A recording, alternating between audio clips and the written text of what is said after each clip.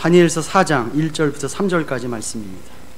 다니엘서 4장 1절부터 3절까지 말씀, 구약성경 1237쪽에 있습니다. 다니엘서 4장 1절부터 3절까지 말씀이죠. 3절까지 말씀 보도록 하겠습니다. 다니엘서 4장 1절부터 3절까지 제가 봉독해 드리도록 하겠습니다. 느부갓네살 왕은 천하에 거주하는 모든 백성들과 나라들과 각 언어를 말하는 자들에게 조서를 내리노라. 원하노니 너희에게 큰 평강이 있을지어다. 지극히 높으신 하나님이 내게 행하신 이적과 놀라운 일을 내가 알게 하기를 즐겨하노라.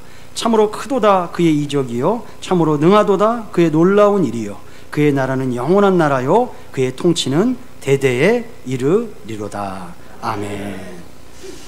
감사합니다. 오늘 7월 12일 주일 예배를 하나님 앞에 우리가 드립니다.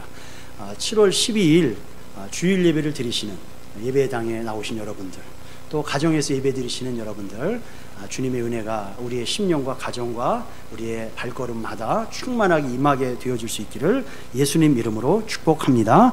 오늘 말씀은 느부갓네살 왕의 조서라는 제목으로 하나님 말씀을 함께 보도록 하는데, 여러분 이 조서라는 말이 어떤 의미인지 아실 겁니다. 이 조서라는 말은 왕정시대에 왕의 명령을 사람들에게 알리기 위해서 적어 내려간 글, 문서를 조서다라고 그렇게 말을 합니다. 즉 이 조서는 왕정시대, 왕이 통치하시던 옛시대의 행정명령서와 같다, 행정명령서다라고 하는 것입니다. 뉴스를 여러분 보셔서 아시겠지만 지난주 한국교회에 정부로부터 행정명령이 내려졌습니다. 제가 수요일날 그걸 받았는데, 그 행정명령은 그저께 금요일 7월 10일 오후 6시를 기해서 발효가 되는 행정명령이었어요. 한 67가지가 행정명령으로 내려왔는데 제가 그것을 쭉 보니까 두 가지로 요약 정리될 수가 있습니다. 첫 번째, 행정명령 첫 번째, 정규 예배 이외에 교회의 모든 모임, 행사, 식사를 금지한다. 권고가 아니라 금지 명령이에요. 그러니까 정규 예배 이외에 교회의 모든 모임을 금지한다. 두 번째, 질본에서 제시한 방역 수칙을 철저하게 준수하라는 행정명령이 한국교회, 세빛세관교회 가운데 내려졌다라고 하는 것입니다. 한국교회가 혼란스럽습니다. 혼란스럽죠. 다행인 것은 지난 금요일이죠. 오후에 우리 서울노회에 이 일 때문은 아니지만 임시노회가 모였어요. 한 50교회 목사님과 장로님들이, 저도 이제 참석을 했는데, 모여서 이제 다른 안건을 가지고 회의를 했습니다. 그런데 이제 그 차를 마시며 중간에서 담소를 나눌 때 제가 이제 유익한 정보들을 많이 얻었어요. 그래서 이제 제가 여러 가지를 여쭤봤어요. 아니, 정규 예배라 함이 어떤 예배를 의미하느냐, 뭐 그렇게 여쭤봤더니 이제 몇 가지로 정리해서 저한테 주셨어요. 정규 예배가 어떤 예배를 의미하느냐, 정부에서 말하는 정규 예배 어떤, 저는 이제 정규 예배를 하면 여러분 어떤 예배를 의미하는지 생각하는지 모르시겠지만, 저는 정규 예배는 주일 예배를 정규 예배로 제가 그렇게 배웠고 제가 그렇게 알고 있었어요. 근데 정부에서 권고하는 행정명령 가운데 있는 정규 예배는 그 정의를 좀 달리 했어요.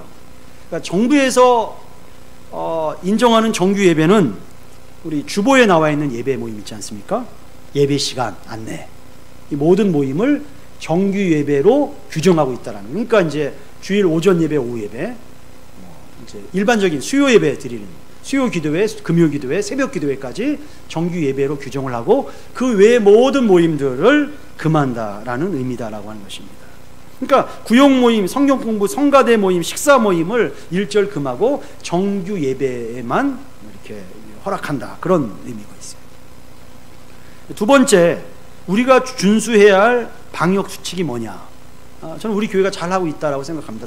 초기부터 마스크를 착용하는 거죠. 마스크를 다 착용하는 겁니다. 마스크를 내리시면 안 됩니다. 찬송을 적게 부르고 좀 작게 부르고 기도 소리가 적다 할지라도 마스크를, 목사님은 왜 마스크를 벗느냐? 제가 그 규정을 물어봤더니 행정명령에 목사, 뭐 강의를 발제하거나 강도하거나 설교하는 사람의 마스크에 대해서는 구체적으로 언급하지 않았어요. 그러니까 거리가 있다 보니까 그것은 자율에 맡기는 유권 해석의 여지가 있다. 뭐 그렇게 얘기를 합니다. 발열을 체크하고 손 소독을 하고 가족 위에, 가족은 집에서 이제 같이 하니까 가족 위에 분들은 1m 거리 이상, 그러니까 저기 예배석 체크되어 있는데 반드시 이제 앉아야 한다. 예를 들면 우리 수민자매 지적하는 거 아니에요? 앞자리 한 줄 옮겨서 앉아서 좀 거리를 우리 은선자매와 같이 뛰어 앉으면 좋겠다. 그렇게 해야 한다라는 거죠. 그렇게 해야 한다라는 거죠. 뭐 지금이라도 그렇게 해야 한다라는 거죠. 예, 예. 옮겨줘야 돼요. 앞으로 좀 그렇게 해줘야 돼요. 앞으로 한 칸 나와주시고 1m에 철저하게 이렇게 준수해야 된다. 저는 이제 개인적으로 생각할 때 저는 정부의 권고한 행정명령에 교회는 적극적으로 그 행정명령을 준수하고 동참해야 한다. 로마서 13장 1절에 뭐라고 되어 있습니까? 모든 권위는 누가 주신 거예요? 하나님이 주신 거기 때문에 우리가 그 권세에 복종해야 한다 말합니다. 단 우리가 기억해야 할 것이 있어요. 단 기억해야 할 것이 바벨론 시대, 우리가 늘 살펴봤지만 단 기억해야 할 것이 뭐냐? 교회의 본질, 복음의 본질을 해치지 않는 범위 안에서 철저하고 적극적으로 순종해야 한다는 거죠. 그래서 우리가 성경의 말씀에 보면 에베소서에 부모에게 순종하되 어떻게 순종하라고 그랬어요? 주 안에서 순종해라. 우리가 나라 행정명령도 마찬가지예요. 주 안에서 순종해라. 그렇죠? 우리 교회가 그런 본질을 고수하는 신앙이 있어야 한다라고 하는 것입니다. 아무튼 이 교회를 향한 금주에 내린 행정명령은 저 개인의 신앙을 돌아볼 수 있는 계기가 됐고 또 교회의 영적 상태를 다시 한번 되짚어 볼 수 있는 그런 오히려 유익한 기회가 되었다. 저는 그렇게 생각을 합니다. 여러분 오늘 본문이 참 공교롭게도 이번 주에 정부의 행정명령이 내리는 것을 아는 것처럼 오늘 본문의 말씀이요 왕의 조서예요. 느부갓네살 왕의 행정명령이다라고 하는 거예요. 근데 여러분 정부의 행정명령은 벌금 300만 원과 뭐 이렇게 좀 제재를 받으면 되지만 오늘 느부갓네살 왕의 행정명령은 다르다라는 거예요. 이것은 여러분 생명과 관련이 된 것이다. 뭐 정부의 행정명령도 생명과는 관련이 되어 있네요.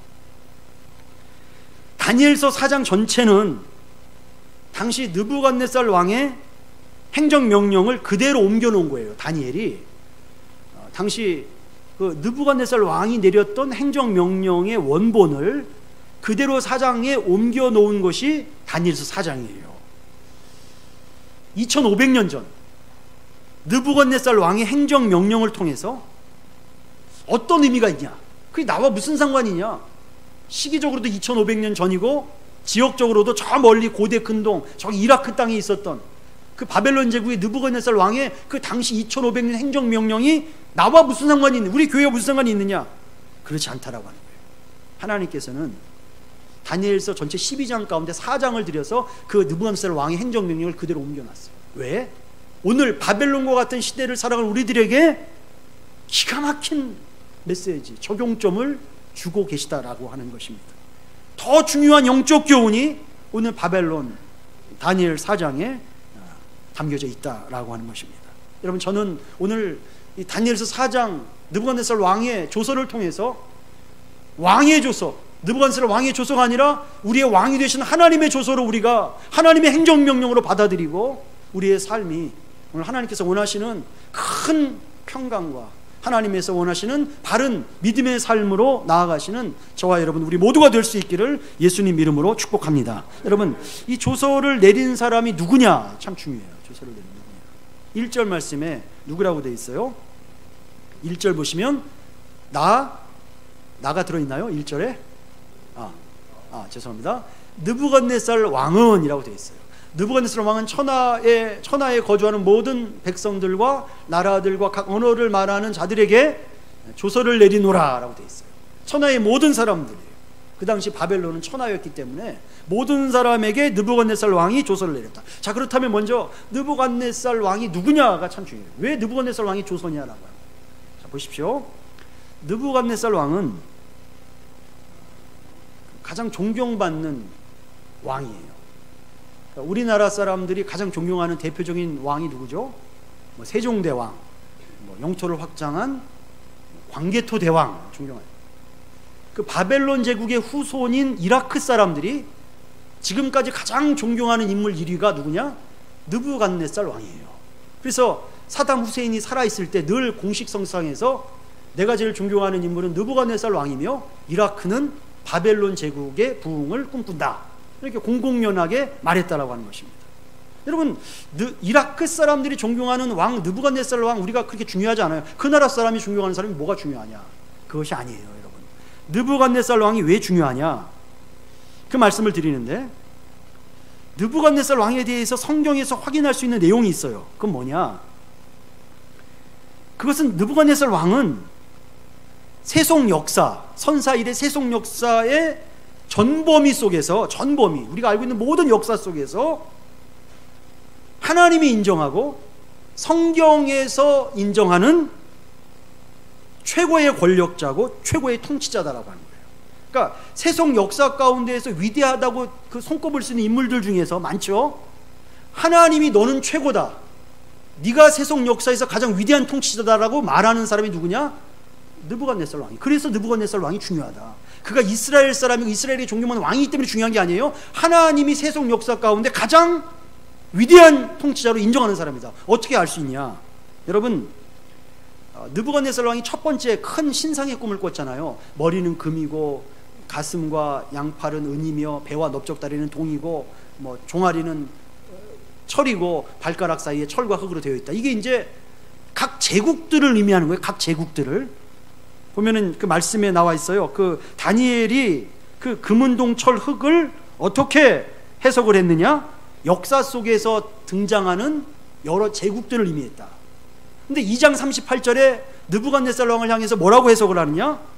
느부갓네살 왕 당신은 곧 그 금머리다라고 됩니다. 금머리. 여러 제국, 여러 왕들 가운데 가장 뛰어난 금머리가 누구냐? 바로 당신이다. 그렇게 하나님이 인정하고 성경이 인정한다라고 하는 거예요. 우리가 느부갓네살 왕에 대해서 어떻게 평가하든지 상관없이 성경에서 하나님께서는 느부갓네살 왕을 세속 역사의 모든 지도자들 가운데 가장 뛰어난 금과 같은 지도자로 여기고 있다라고 하는 것입니다. 이것이 무엇을 의미하고 있습니까? 이게 뭘 의미하는 거예요? 내가 여러분이 오늘 우리가 느부갓네살 왕의 나이를 모르고 그 자세히 모른다 할지라도 우리가 느부갓네살 왕에 대해서 알든지 모르든지 느부갓네살 왕은 세속 역사를 살아가는 모든 사람들이 추구하는 그 가장 높은 자리에 사람들이 그 추구하잖아요. 세상 모든 세속 역사를 살아가는 모든 사람들이 추구하는 성공의 모델이 누구예요? 느부갓네살 왕이다라고 하는 거예요. 왕이다. 세속 역사 가운데 가장 뛰어난 사람으로 느부갓네살을 인정하는 것은 지금 우리가 세속 역사를 아울러 살아가는 우리들에게도 모든 사람들이 성공의 모델로 사담 후세인뿐만 아니라 그렇게 나도 저 자리, 저 위치에 가고 노력하지 않습니까?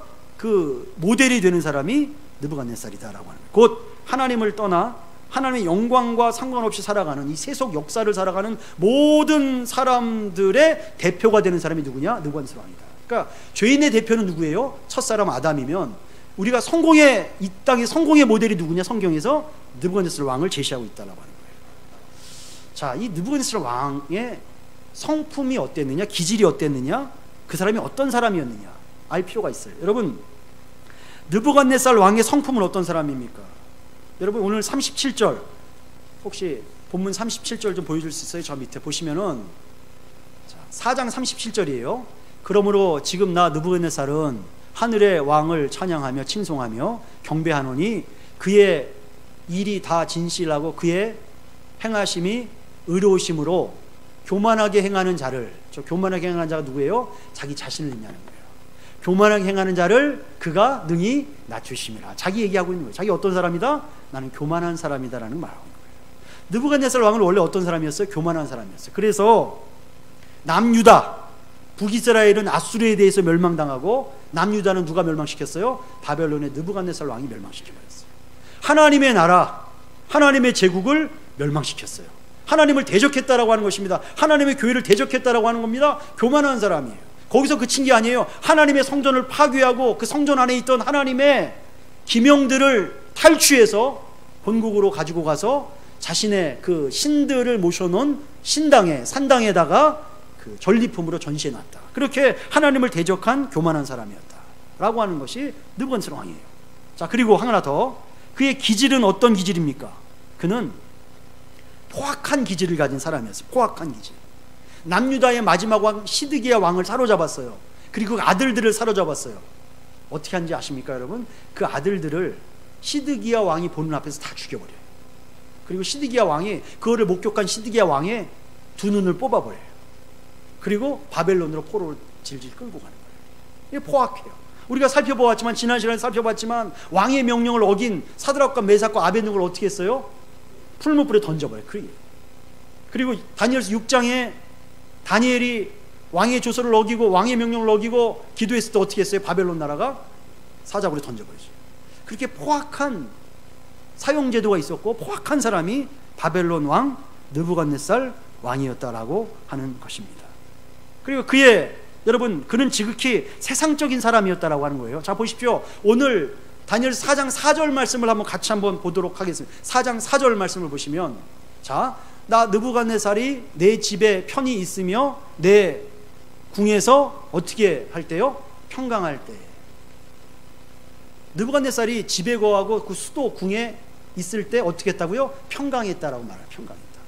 지극히 세상적인 거예요. 온 세상을 제패하고 대적이 없고 이제 사방이 자기 뜻대로 다 이루어졌을 때 뭘 말하고 있는 거예요?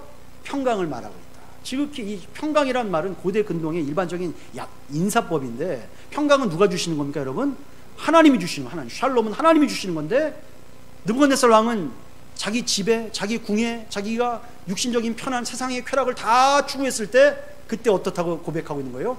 난 평강하다, 그렇게 고백하고, 지극히 세상적인 사람이었다라고 하는 것입니다. 오늘 본문을 보시면 놀라운 반전이 일어나요. 반전이 일어나요. 이게 다가 아니다. 느부갓네살의 달라진 모습을 우리가 확인할 수 있다라고 하는 거예요. 지극히 세상적이었던 사람, 이 땅의 것들만 추구하고 이 땅의 것이 평강으로 알았던 사람이 어떻게 됩니까? 영적인 사람으로 변화돼요. 1절 말씀 다시 보시면 뭐라고 됩니까? 1절 말씀에 보시면, 느부갓네살 왕은 천하에 거주하는 모든 백성들과 나라들과 각 언어를 말하는 자들에게 조서를 내리노라. 원하노니 너희에게 뭐가 있을지어다? 큰 평강. 큰 평강이에요. 그냥 평강 아니에요. 참, 이게 느부갓네살 왕이 2절에 보시면 하나님을 체험하게 돼요. 하나님을 만나게 돼요. 하나님의 은혜를 경험하게 돼요. 하나님의 은혜를 경험하기 전에는 이 땅의 것이 평강이라고 그렇게 고백을 했어요. 그런데 하나님의 은혜를 체험하고 나서는 하나님 주시는 것이 더 크다라는 걸 깨닫게 돼서 어떻게 표현해요? 큰 평강이라고 고백하고. 참, 느부갓네살 왕이 어떨 때 보면 이 모습을 통해서 저는 참 귀여운 신앙입니다. 참 순수한 신앙을, 지금 순수한 신앙의 과정을 지나가고 있구나 생각을 하는 거예요. 예전에는 이 땅에 있는 게 평강인 줄 알았는데 하나님 만나고 보니까 더 큰 평강이 있어요. 그래서 큰 평강, 영적인 사람으로 변화되었다라는 것을 볼 수가 있다라고 하는 것입니다. 두 번째, 여러분, 포악한 사람이었죠. 그 포악한 사람이 어떻게 됩니까? 2절 말씀 한번 제가 읽어드릴게요. 2절 말씀 보시면, 지극히 높으신 하나님이 내게 행하신 이적과 놀라운 일을 내가 알게 하기를 즐겨한다. 누구에게 알게 하는 거예요? 천하의 모든 사람들에게. 여러분, 느부갓네살 왕이 사람을 그렇게 포악하게 죽였던 사람인데 어떻게 변화됐습니까? 온 땅에 있는 사람들의 영혼을 사랑하는, 그렇게 영혼을 사랑하는 유순한 사람이 되었다. 이런 변화가 있었다라고 합니다. 세 번째, 그는 교만한 사람이었어요. 교만한 사람이었는데 어떻게 변화됩니까? 37절 다시 보시면 뭐라고 되어 있어요? 나를 낮추셔서 어떻게 했다고요? 겸손하게 만드셨다. 겸손한 모습. 여러분, 겸손하지 않고는요, 우리가 조금 있다, 잠시 있다, 그 천하에 다 뿌려지는 그 왕의 행정명령 조서를 우리가 내용을 살펴볼 텐데, 한번 34절 말씀만 먼저 볼까요? 33절 말씀 혹시 있나요? 33절 한번 같이 한번, 저 왕의 조서 가운데, 느부갓네살 왕의 행정명령 가운데 있는 내용이에요. 같이 한번 33절을 천천히 읽어보도록 하겠습니다. 시작. 바로 그때 이 일이 나 느부갓네살에게 응함으로 내가 사람에게 쫓겨나서 소처럼 풀을 먹으며 몸이 하늘 이슬에 젖고 머리털이 독수리 털과 같이 자랐고 손톱은 새 발톱과 같이 되었더라. 아멘. 자, 저 말씀을 계속 띄워주세요. 자, 느부갓네살이 자신의 모습을 설명하는 거예요. 자신이 7년 동안 경험했던 거예요. 어떻게? 짐승 중에 어떤 짐승처럼 됐다고 그랬어요? 소처럼 풀을 뜯어 먹어요. 정상이에요, 비정상이에요? 비정상이에요. 정신병이 왔어요. 느부갓네살 왕한테 정신병이 와서, 이걸 이제 의학 용어를 찾아봤더니 사람이 자신이 짐승이라고 착각하는 짐승 숫자, 될 화자, 그 다음에 미칠 광자를 써서 수화광이라는 이 정신병 용어가 있더라고요. 그런 질병이 있어요. 자신을 사람이 아니라 짐승이라고 여겨지는 정신병이 수화광. 느부갓네살 왕이 7년 동안 자신이 소라고 생각하는, 그래서 소처럼 풀을 뜯어먹고 또 노숙하는 거죠. 하늘에 이슬을 맞고 머리털을 다듬지 않고 손톱 발톱을 사람답게 자르지 않는 거예요. 소처럼 7년 동안 들에서 그냥 미쳐가지고 광인으로 살았다라고. 여러분 보십시오. 하나님의 은혜를 받지 않고는 천하를 제패했던 느부갓네살 왕이 천하의 모든 지역마다 나는 7년 동안 미쳤던 사람이다, 어떻게 그렇게 조서에 또 성경에 기록을 남길 수가 있겠느냐라는 거예요. 교만한 사람이 아니다. 그는 은혜를 받고 겸손하게 됐다는 거죠. 은혜 받은 사람은 자기의 높음을 자랑하지 않는 거예요. 은혜 받은 사람은 여러분 자기의 약함을 자랑하고 자기의 낮아짐을 자랑한다. 결국은 자기가 낮아짐과 약함을 통해서 누구를 드러내게 되는 겁니까? 예수 그리스도의 십자가를 자랑하게 되는 거예요. 우리 주위에 아직까지 여전히 나를 높이고 나를 자랑하는 사람이 있다면 하나님의 그 은혜의 심해의 바다에, 십자가의 은혜 앞에 우리가 다시 한번 서야 한다는 것을 기억해야 한다고 하는 것입니다. 여러분, 느부갓네살 왕은 성품이 교만하고 기질이 포악하고 지극히 세상적이었던 사람임에도 불구하고 오늘 본문에 보면 놀라운 반전과 변화가 일어나는데 지극히 영적인 사람이 돼요. 그리고 기질이 온순한 사람, 영혼을 사랑하는 사람이 됩니다. 또 성품이 교만해서 지극히 겸손한 사람이 되었다라고 하는 것입니다.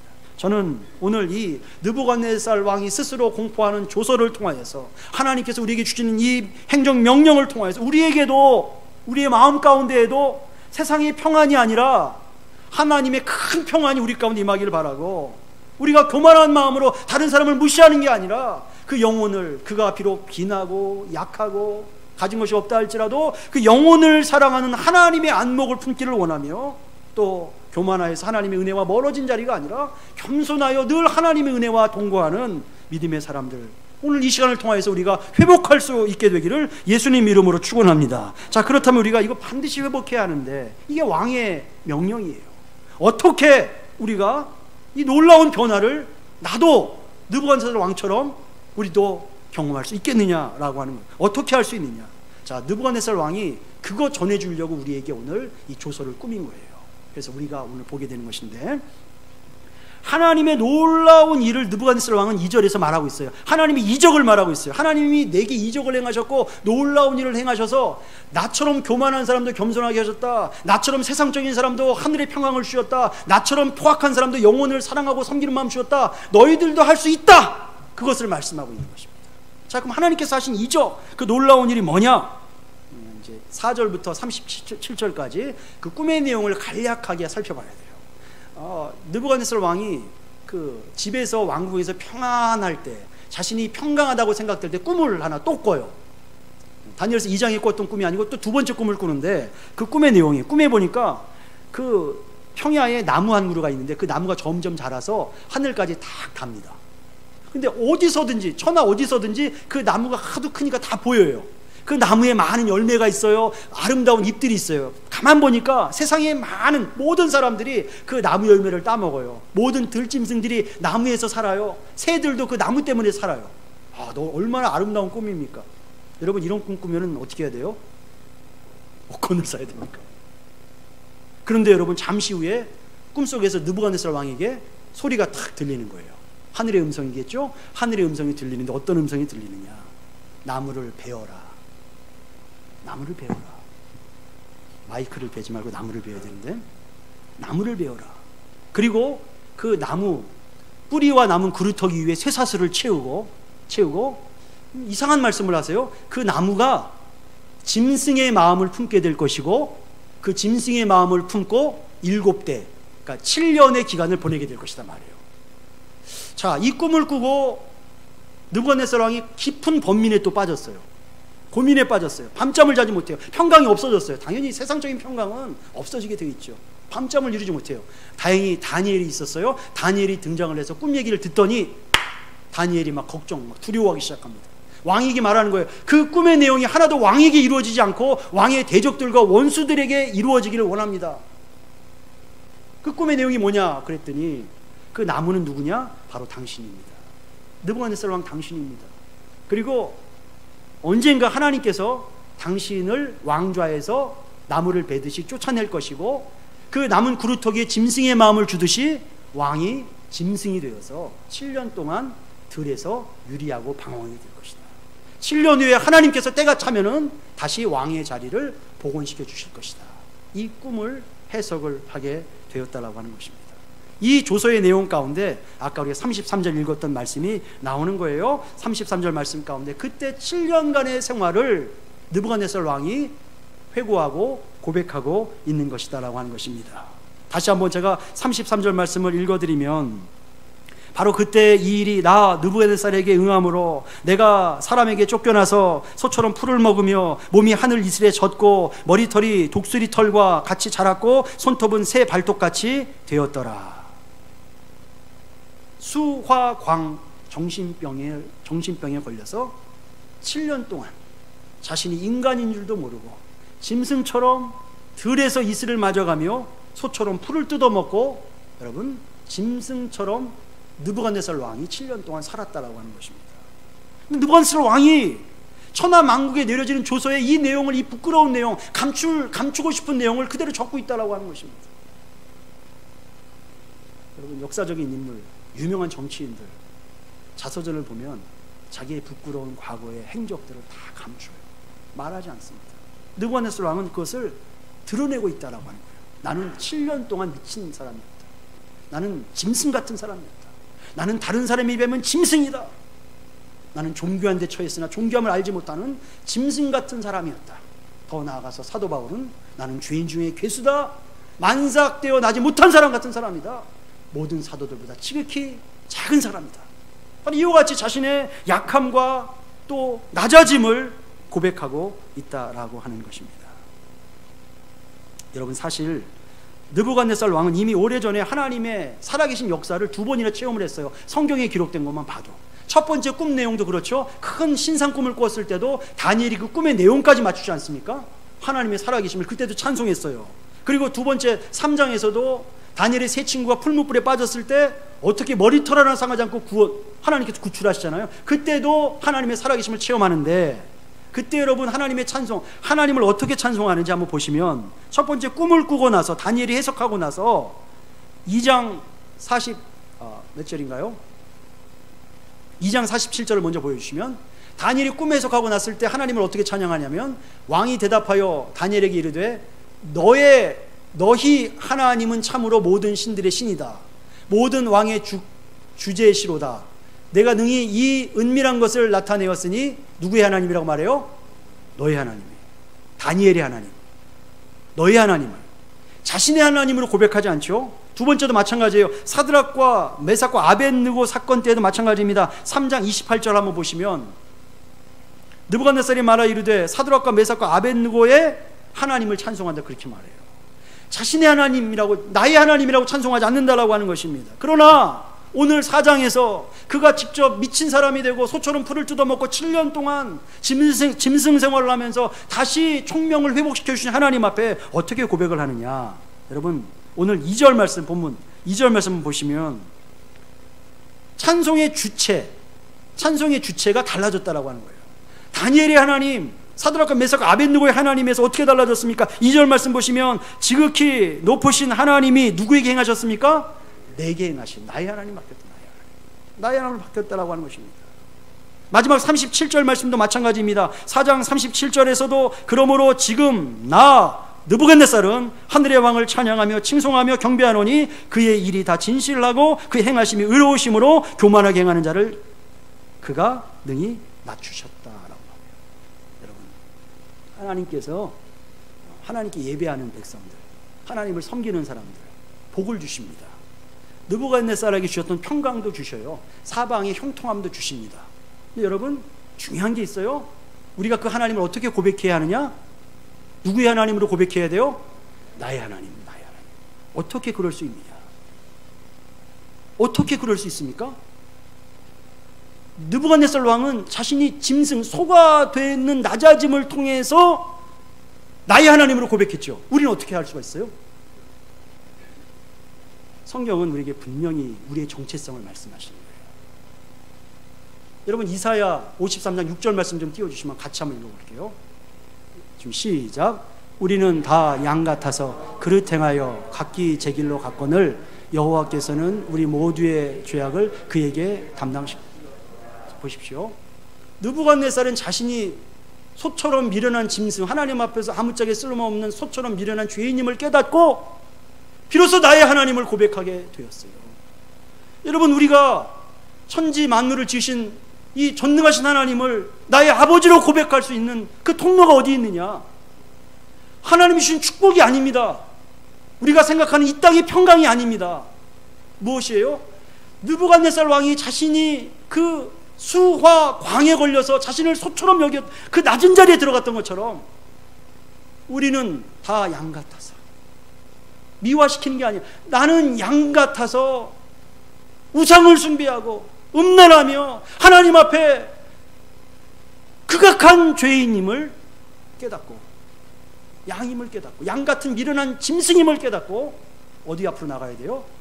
예수 그리스도 앞으로 나아갈 때 비로소 그 믿음 가운데 하나님께서 자녀됨을 선포하시고 큰 평강을 허락해 주신다라고 하는 것입니다.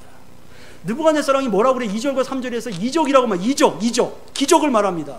유대인들이 똑같은 질문을 해요. 예수님에게 우리에게 이적을 보여주십시오 말합니다. 이적을 보여달라 말하니까 예수님 뭐라고 말씀하셨어요? 마태복음 몇 장이에요? 좀 보여주십시오.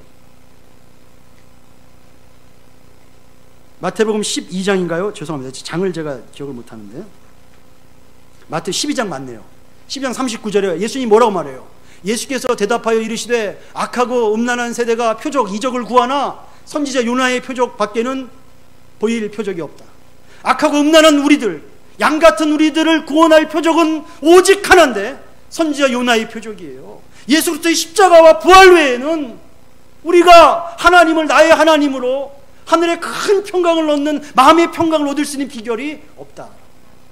여러분, 저는 저와 여러분이 이 땅에서 그냥 던져주는 세상의 좀 약간의 일말의 이익 때문에 내가 평강하다 이렇게 어리석게 고백하는 과거 느부갓네살처럼 살기를 원치 않습니다.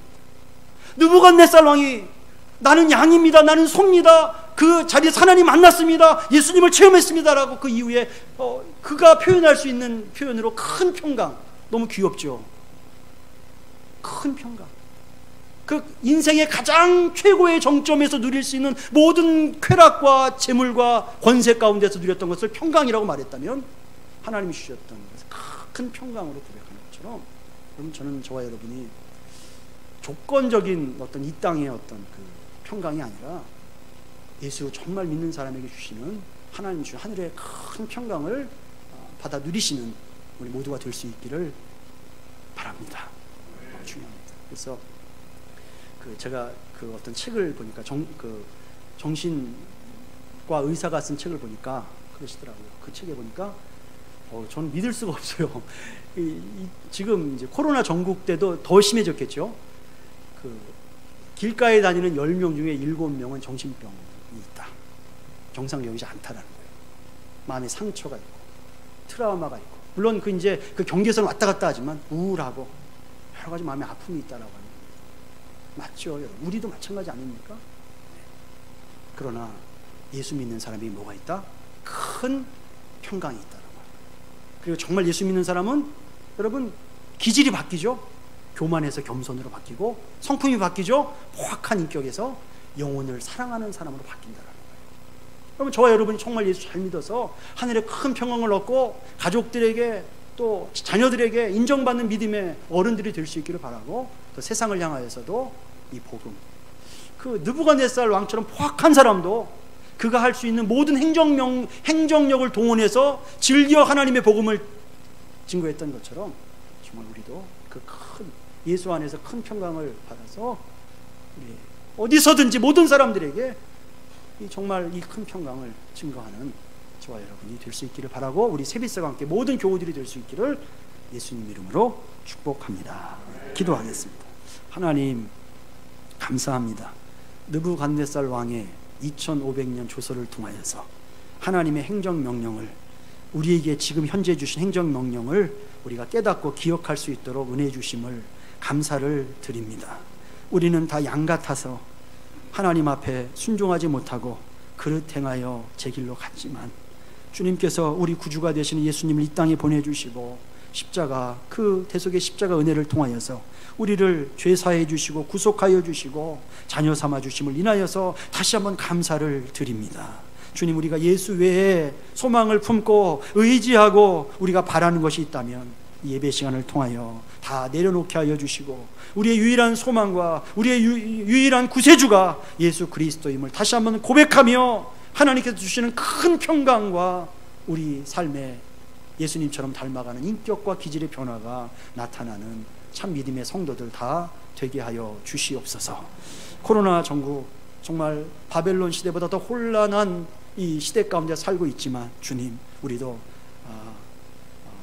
믿음을 다니엘과 세 친구처럼 잘 지켜서 하나님 주신 평강과 또 주신 사명을 잘 감당하는 우리 세빛사강 교회와 모든 권속들 되게 하여 주시옵소서. 감사드리며 예수 그리스도 이름으로 기도하옵나이다. 아멘.